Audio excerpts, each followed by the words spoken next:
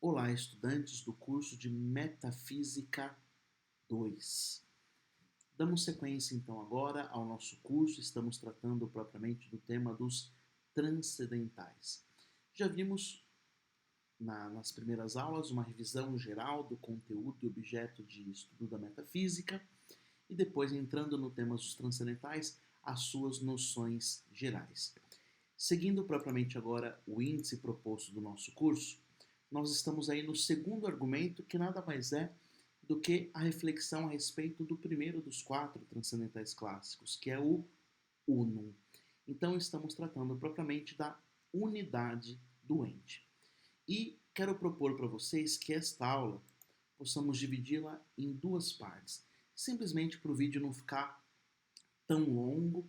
E já que estamos nos familiarizando cada vez mais com uma linguagem filosófica, com a linguagem metafísica, a fim de não dar bug na cabeça, não dar um tilt, possamos caminhar lentamente e assim absorver estes conteúdos, tá bem?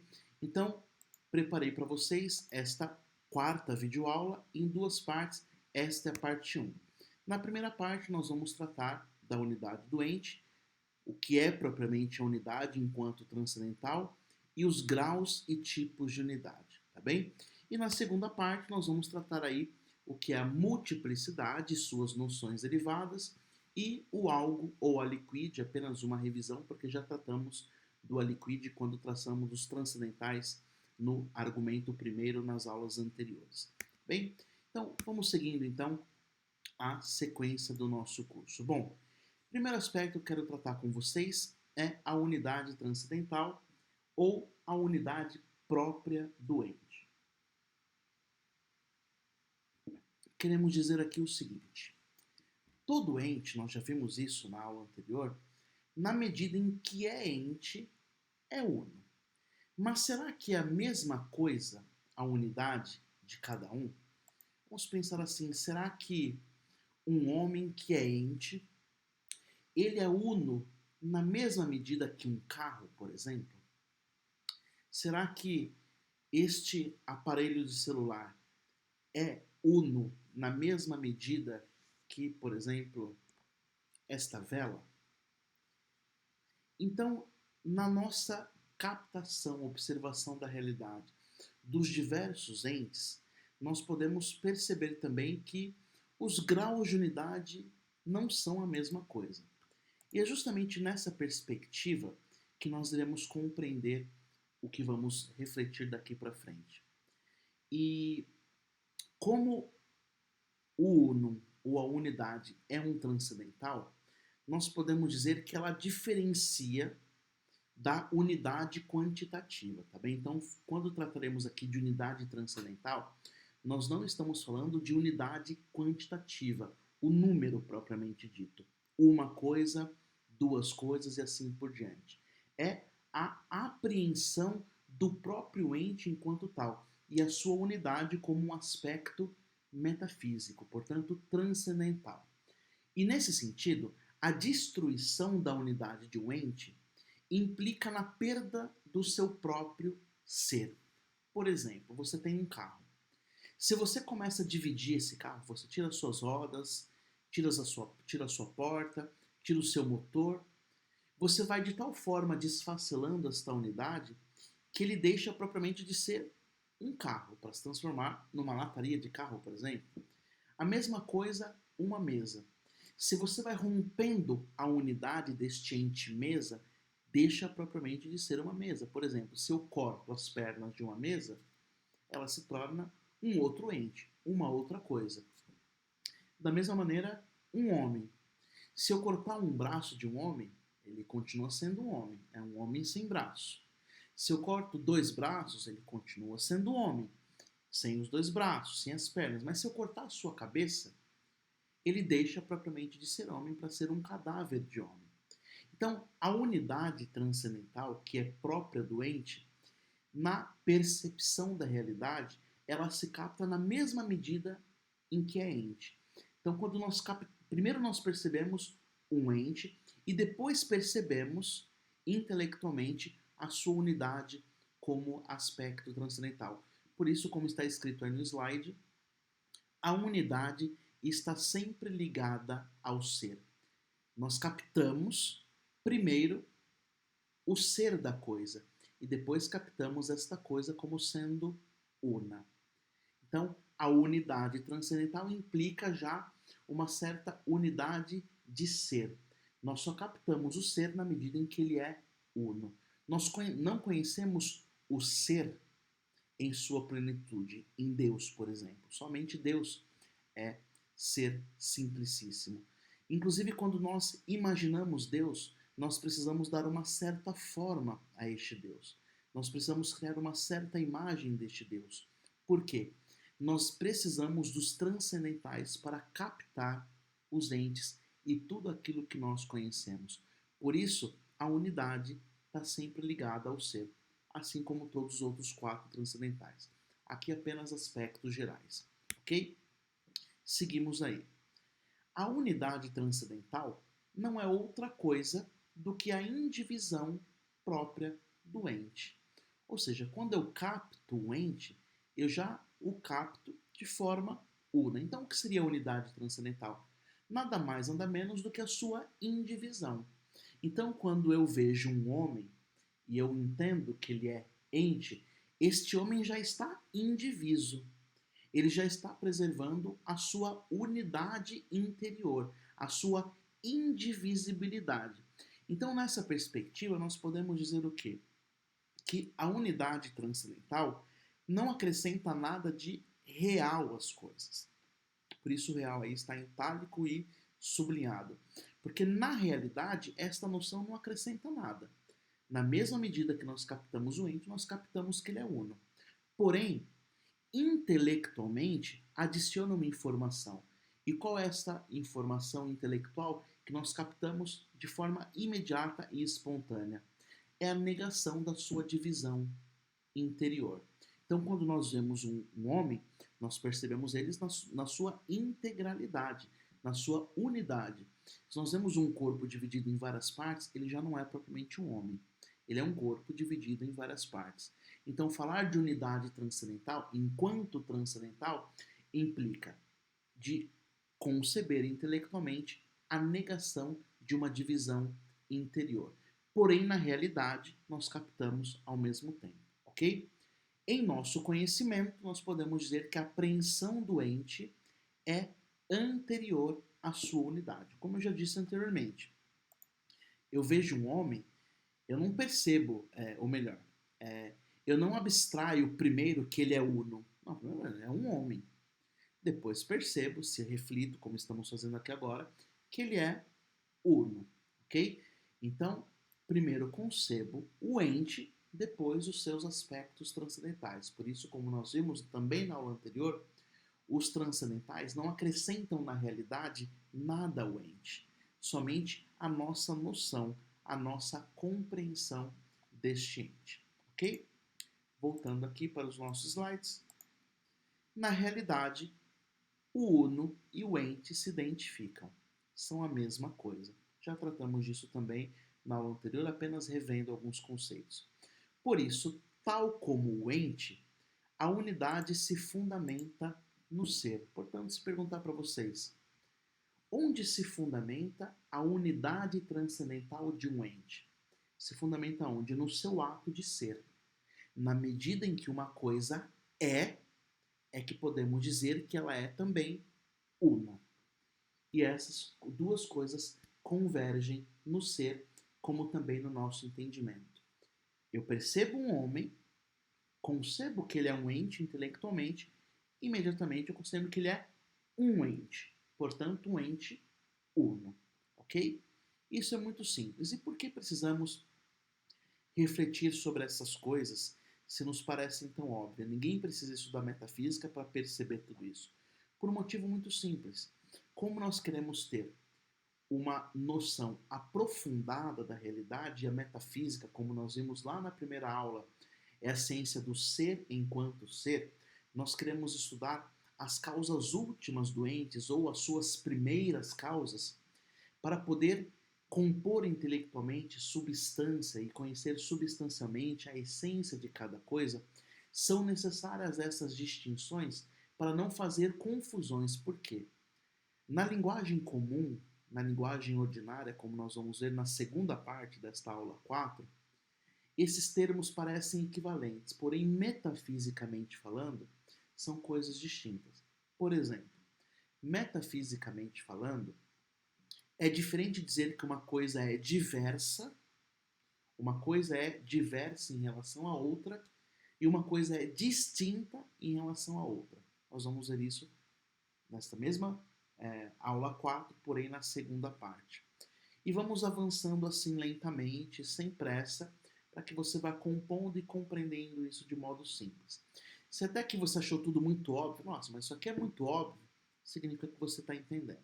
É justamente isso que nós estamos tratando, ok? Vamos seguir então com os nossos slides. Então, só retomando aqui a última ideia, por isso, tal como ente, a unidade se fundamenta no ser. Ou seja, primeiro eu entendo que o ente é alguma coisa. Somente depois concebo que esta coisa é una. Ok? Vamos ao próximo slide. Vamos pensar agora ente e unidade, falando propriamente de Deus. E aqui a gente começa a ver o porquê é importante essas distinções todas na nossa compreensão. Vamos lá. Como nós já vimos também, quanto mais perfeito é o ente, mais uno ele é. Ou seja, quanto mais grau de perfeição, quanto mais ser, quanto mais participa do ser existente, tanto mais ele vai ser uno, como também verum et pulcrum et bonum. E Deus, como nós já vimos também, é perfeitíssimo, ou ser subsistente, simplicíssimo, portanto, plenamente uno. Os transcendentais, então, nessa perspectiva, são aspectos ou atributos do ente. Então, Deus é uno simpliciter, como já falamos também anteriormente, ou plenamente uno. Isso significa dizer o quê? Que em Deus não há nenhum tipo de composição. Como assim, padre? Nenhum tipo de composição, nem de essência nem de ser, ou seja, Deus é a sua essência. Da mesma forma, não existe nenhum tipo de divisão, como nós vimos, por exemplo, no curso, como vocês viram no curso de Metafísica 1. Em Deus não se dá para falar, por exemplo, de substância e acidentes, porque Deus nem substância é. Muito menos de matéria e forma. Em Deus não há composição. Ele é uno simplister, ou seja, é unidade pura. Por isso, é muito importante essa compreensão para avançarmos o nosso conhecimento. Não há nenhum tipo de composição, nem de essência, nem de ser, e nem divisão, nem substância, nem acidentes, nem matéria, nem forma. No mundo criado, ao contrário, quanto mais nobre é uma criatura, mais unidade possui. Porém, tudo aquilo que não é Deus possui composição. Por quê? É derivado de Deus. Portanto, somente Deus é uno simplista. Mas tudo aquilo que é criado, já que Deus cria não do nada, mas a partir de si mesmo, aqui nós podemos ver que Deus cria do nada em relação à matéria existente, mas cria sempre a partir de si. Tudo o que ele cria é, portanto, composto, somente ele é simplicíssimo. Nós vamos compreender isso melhor quando tratarmos também das causalidades. Então, no mundo criado, quanto mais nobre é uma criatura, mais unidade vai possuir, porque participa mais desta unidade simples que é Deus. E aí, nessa perspectiva, os anjos, segundo a revelação cristã, são esses seres mais parecidos, mais próximos de Deus, porque possuem a unidade transcendental em grau maior. Aí você vai dizer, mas essa é a revelação cristã. Mas o próprio Aristóteles recebe uma tradição também na qual ele fala de realidades separadas que são mais unas em relação aos homens, por exemplo. E ele chama essas realidades de semideuses ou deuses com D minúsculo. Até trago aqui a nota de rodapé que está no livro do professor Clavel. Ainda que a existência dos anjos seja conhecida por revelação, no caso aqui, a revelação cristã, Os antigos filósofos já falavam de substâncias separadas, da matéria a respeito dos entes mais semelhantes a Deus, e, portanto, dotados em sua natureza de maior perfeição e unidade. Platão também falava. Aristóteles refere-se a uma antiquíssima tradição herdada de seus predecessores, quando no livro 12 da Metafísica, capítulo 8, ele chama estes entes separados de deuses, com aí D minúsculo, ok? A consequência disso no campo ético é interessante. Por quê? Quanto mais uno é um ser, tanto mais perfeitas vão ser as suas decisões, porque elas se tornam mais unas, porque elas procedem de uma unidade transcendental mais forte. Nessa perspectiva, as ações dos anjos são mais perfeitas, mais unas do que as dos homens. Vamos entender um pouquinho isso ainda nesta aula de hoje, ok? Seguimos em frente com os nossos slides. Muito bem. Como já disse antes, Deus é unum simpliciter. A unidade mais perfeita é aquela que carece de partes ou de pluralidade de princípios e elementos constitutivos, ou seja, Deus. Deus não tem parte. Deus não tem nem sequer essência e ato de ser. Ele é a sua essência. Também não tem princípios e elementos constitutivos, como, por exemplo, substâncias acidentes, como vocês viram lá na primeira parte do curso de Metafísica 1, ok? Guardem sempre isso. Deus é unum simpliciter, ou a unidade simples e mais perfeita. Já aqui o segundo ponto, né, da nossa aula de hoje. Agora, quando a gente fala de unidade, nós podemos falar também de unidade de composição. Bom, aqui já dá para entender que não estamos falando propriamente de Deus, certo? Nessa perspectiva, nós temos três tipos. Unidade substancial, que aí sim se aplica a Deus, como também aos anjos e aos homens. Unidade acidental e unidade de ordem. Nesta primeira parte da nossa videoaula 4, este é o coração, é o que eu quero que você mais guarde e entenda, porque aqui é propriamente um conteúdo novo. O que eu disse até aqui, de alguma maneira, nós já tratamos na introdução. Vamos compreender o que é unidade substancial, o que é unidade acidental e unidade de ordem. A boa notícia para vocês é que isso é muito fácil de ser compreendido e também memorizado, ok? Bom, quando nós falamos de unidade substancial, podemos estar falando de criaturas puramente espirituais. Quem são as criaturas puramente espirituais? Somente uma: os anjos. E as que são compostas de matéria e forma. E aí podem ser muitas outras, como os homens e os animais, por exemplo. Ok? Bom, unidade de composição, portanto, não se refere a Deus, porque Deus é unum simpliciter, não tem composição. Quando nós falamos de unidade de composição, nós estamos falando de três tipos de unidade: substancial, acidental e de ordem, ok? Vamos ver agora uma a uma e vocês vão verificar que é bastante fácil, ok? Falando de unidade substancial. Bom, os seres com unidade substancial, podemos dizer, são os seres mais próximos de Deus na criação. É o tipo de unidade que participa mais dessa unidade simplicíssima que é o próprio Deus.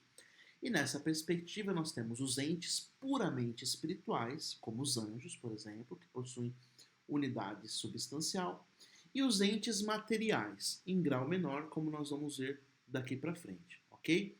Veja, muito importante, se tratando de unidade substancial, é uma unidade que vem, portanto, na substância própria do ente. Vocês já sabem o que é a substância porque estudaram no curso de Metafísica 1. Então, este tipo de unidade transcendental se dá na própria substância, na composição da própria substância. Como o nome já diz, a unidade acidental, nós vamos ver que a unidade se dá onde? Não na substância, mas num acidente. E unidade de ordem é simplesmente uma noção intelectual. Aqui introduzindo o que nós vamos tratar daqui para frente. A unidade substancial é a unidade que dá no interno da substância. Por exemplo, a unidade que existe entre matéria e forma. Na medida em que eu conheço o homem, eu já conheço ele, a sua matéria, informada pela sua forma. Nos acidentes, propriamente, também vem uma noção de unidade, mas de uma maneira menor. E aqui nós vamos avançando, você vai ver que vai ficando cada vez mais fácil. Vamos tratando uma a uma de modo bem simples. Unidade substancial. Aqui, como já disse, podemos estar falando dos anjos, como também de outros entes materiais. Nos anjos, falar de unidade substancial é diferente. Os anjos são compostos, não são simplicíssimos, como nós já dissemos antes em relação a Deus, porém são mais unos, portanto mais perfeitos do que os entes materiais. E quais são as suas características? Primeiro, eles são os que mais se aproximam da simplicidade de Deus. São compostos, mas muito menos compostos do que os entes materiais. Por quê? Não possuem, por exemplo, matéria. Eles possuem essência e ato de ser. O anjo tem essência e tem ato de ser, perfeição de ser, mas não tem matéria, por exemplo. Ok? Onde é recebido o ser do anjo? Diferentemente de Deus, que é a sua própria essência, o ser do anjo é recebido onde? Na esfera puramente espiritual. Por quê? Porque ele não possui matéria. Por isso, há sim uma composição, mas uma composição, presta bastante atenção aqui, menos dividida, porque ele não tem matéria. Então, o seu ato de ser vem aperfeiçoado, ou melhor, esta perfeição do ser de um anjo se dá onde? Espiritualmente, na sua própria essência. Diferentemente do homem, que o seu ato de ser vem realizado na união entre corpo e alma. Não existe um homem que seja só corpo ou um homem que seja só alma. Então, no anjo, este ser, o ser de um anjo, é recebido propriamente na esfera espiritual porque ele não possui corpo. Em relação ao modo de ser, não há divisão em outros indivíduos. O que quer dizer isso? Cada anjo encerra a sua própria espécie. Não existe uma espécie de anjos com dois indivíduos, por exemplo. Cada anjo, porque não possui matéria, e como vocês viram no curso de Metafísica 1, a matéria é um dos princípios de individuação do ente. Como o anjo não possui matéria, ele não possui dois indivíduos de uma mesma espécie. Portanto, cada anjo encerra a sua própria espécie. Ok? Essência a sua essência, contudo, é espiritual. Logo, nela nada se divide ou se separa. E isso se manifesta também na sua atuação. Por isso eu disse anteriormente que quanto mais uno é um ente, é um ser, mais perfeitas são as suas ações. Por quê? Demonstram grande simplicidade em suas operações intelectuais. Por quê? Eles conhecem mais e melhor as coisas do que os homens, por exemplo, mas não apenas os homens, os outros animais. Por quê? O conhecimento do homem, por exemplo, é discursivo. Ele é sensível, você conhece primeiro a partir dos seus sentidos, para depois conceber intelectualmente, como nós vimos no curso de Teoria do Conhecimento. Se você quer relembrar um pouco isso, eu vou colocar o link aqui nesse canto da tela, onde nós tratamos propriamente de conhecimento sensível. Se os anjos não possuem corpo, não possuem sentido. Então o seu conhecimento se dá diretamente pela essência, por isso ele é um conhecimento mais perfeito. E ao mesmo tempo não é comparativo, porque ele conhece a partir da essência, ele não vai comparar um homem com outro. Ele conhece logo a essência daquele homem.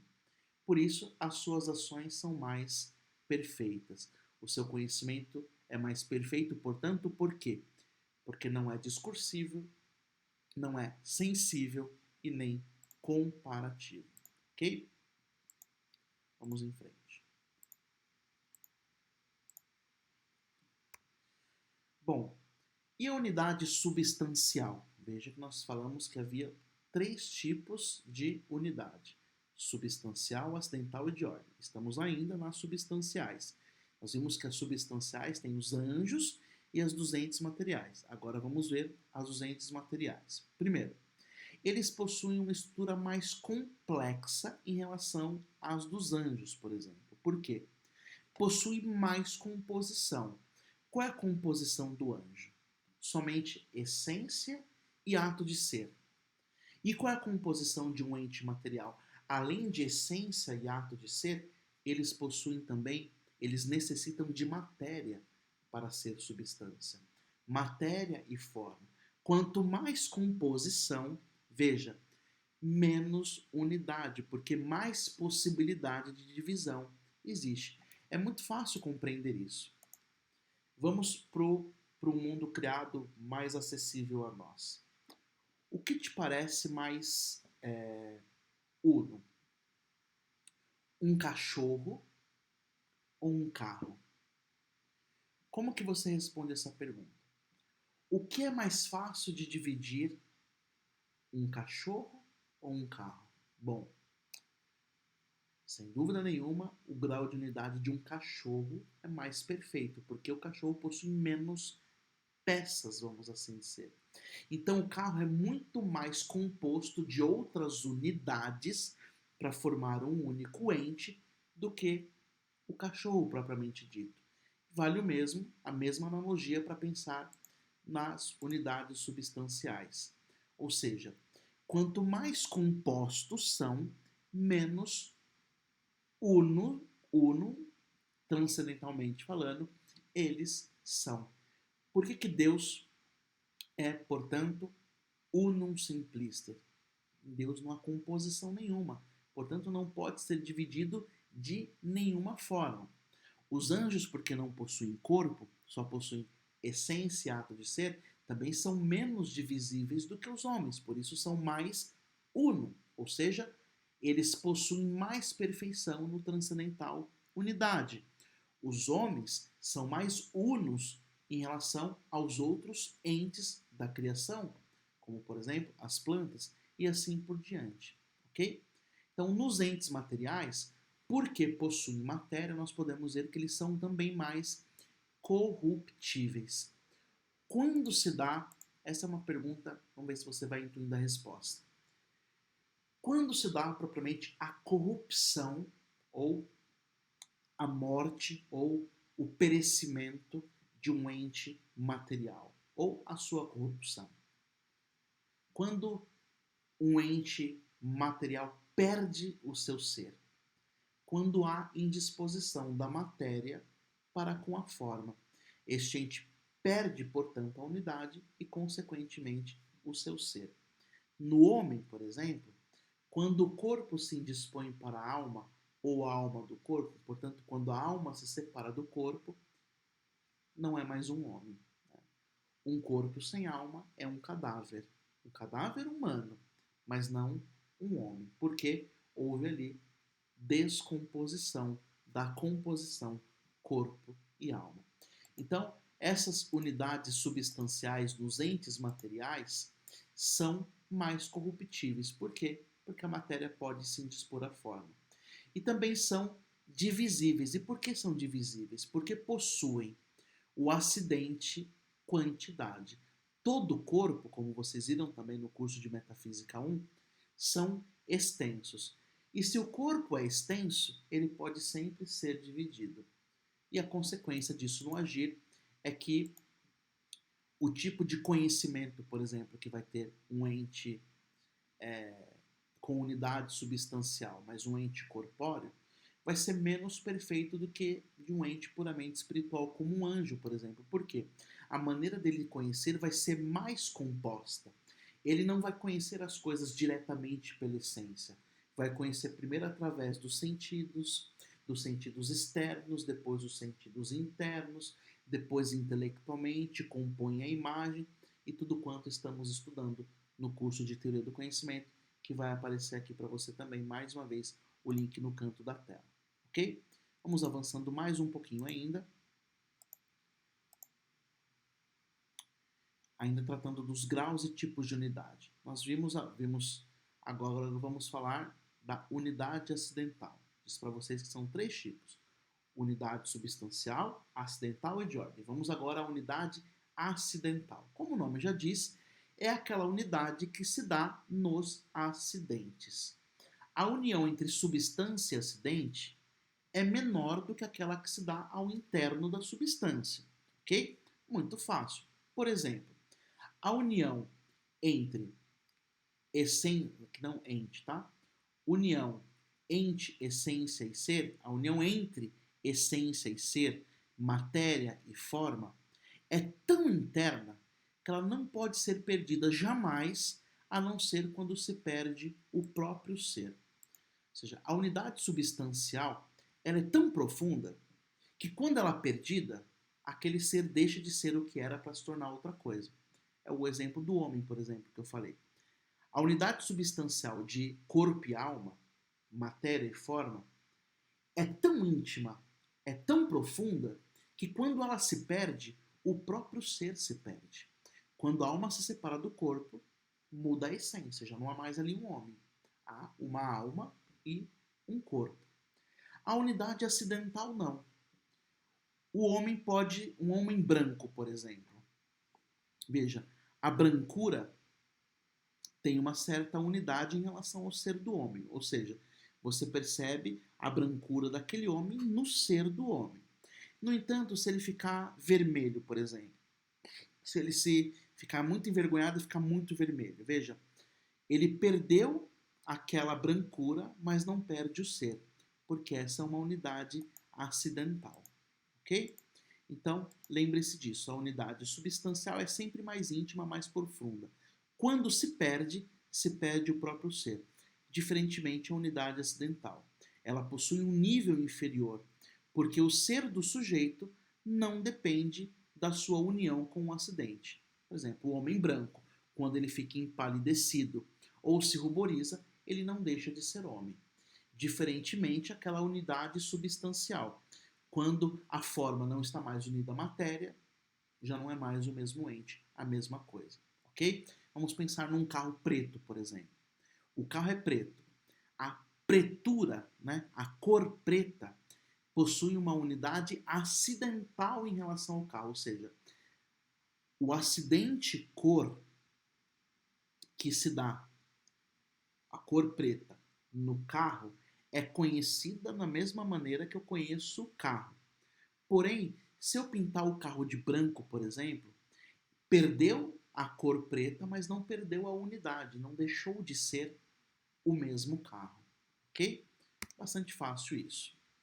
E existe ainda um terceiro tipo de unidade, que é a unidade de ordem. Diferentemente da unidade substancial e acidental, ela é mais frágil ainda, é um grau menor ainda de unidade. Por quê? Ela se baseia em um único acidente. Qual é o acidente? O acidente relação.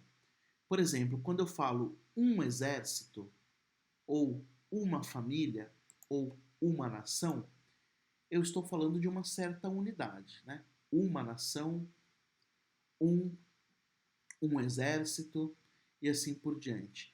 Mas esta noção de unidade se baseia em um único acidente. Qual o acidente? Lembra dos 9 acidentes que nós falamos na aula anterior?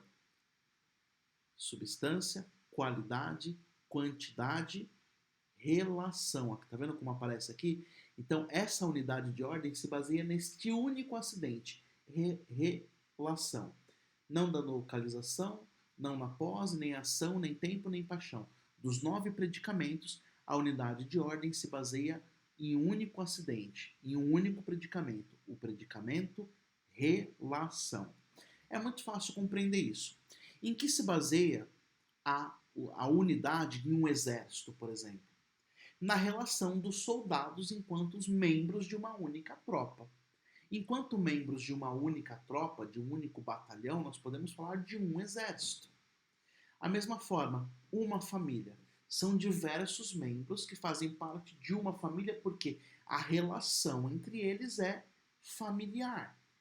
Uma nação é composta de vários indivíduos, de várias unidades, mas por que constitui uma unidade de ordem transcendentalmente falando? Porque eles fazem parte de uma única nação, enquanto território, enquanto cultura, enquanto língua e assim por diante, ok? Então, são compostas por substâncias, porém, ela mesma não tem forma substancial. Se baseiam somente no acidente em relação. Então, sua forma é a própria ordem entre as partes. No caso de um exército, qual é a ordem? O exército. No caso da família, qual é a ordem desta unidade? O fato de eles serem pertencentes à mesma família.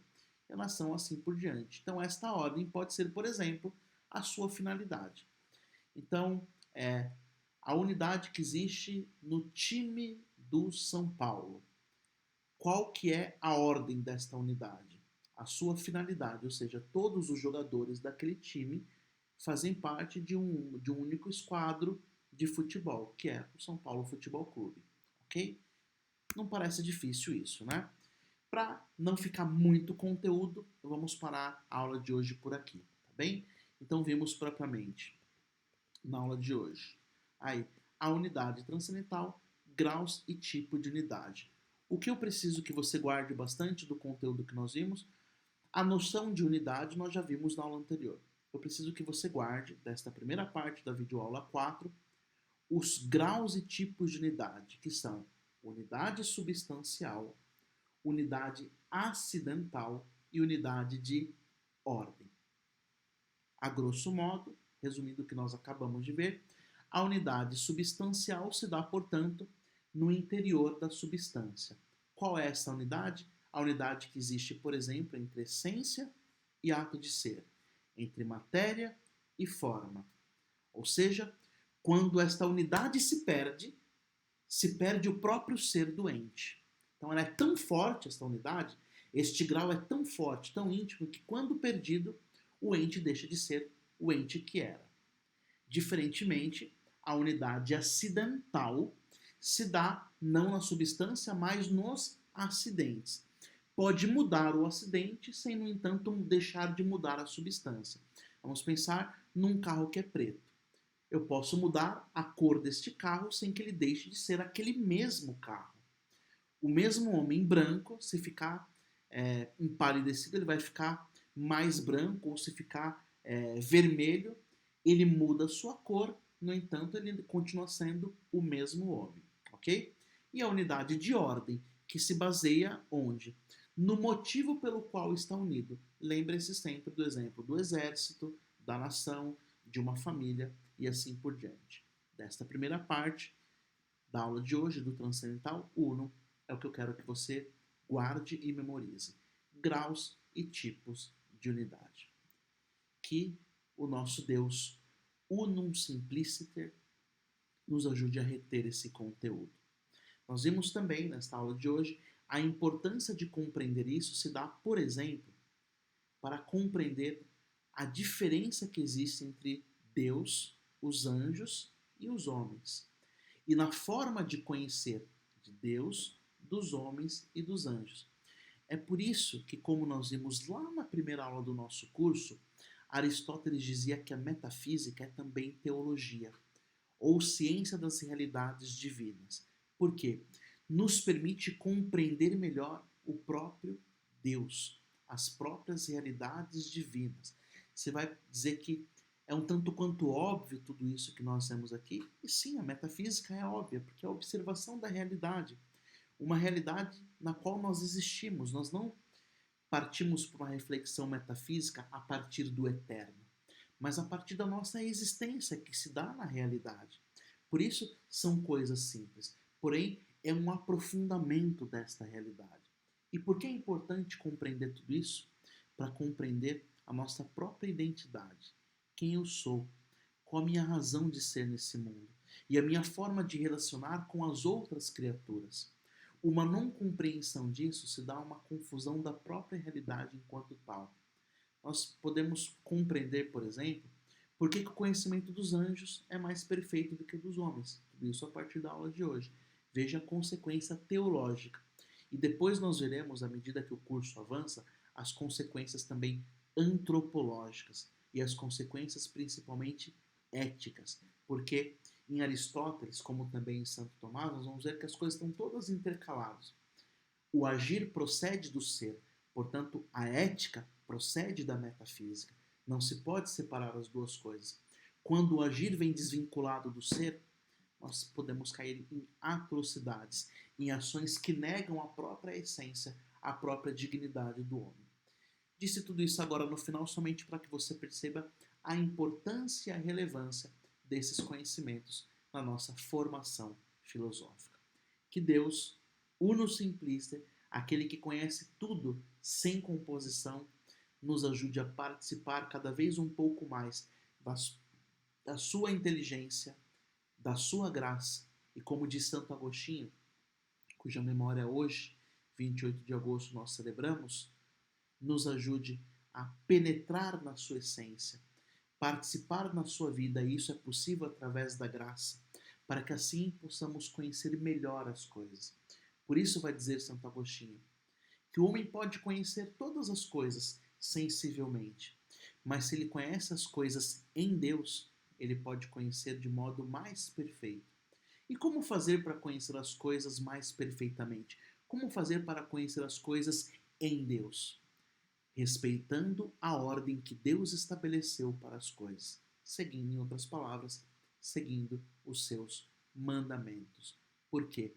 O caminho do ser nos permite participar da essência de Deus. Claro, não sem a graça. Aí o conceito de graça não é neste curso que nós vamos meditar, mas em outro. Mas apenas para irmos vislumbrando tudo isso, como vocês gostam sempre nas aulas presenciais, fazendo essas pontes com a teologia, com a pastoral, com a ética, com a antropologia, para que o curso de metafísica fique cada vez mais próximo da nossa realidade, porque ele parte da nossa existência nesta realidade. Que Deus te abençoe. Bom estudo.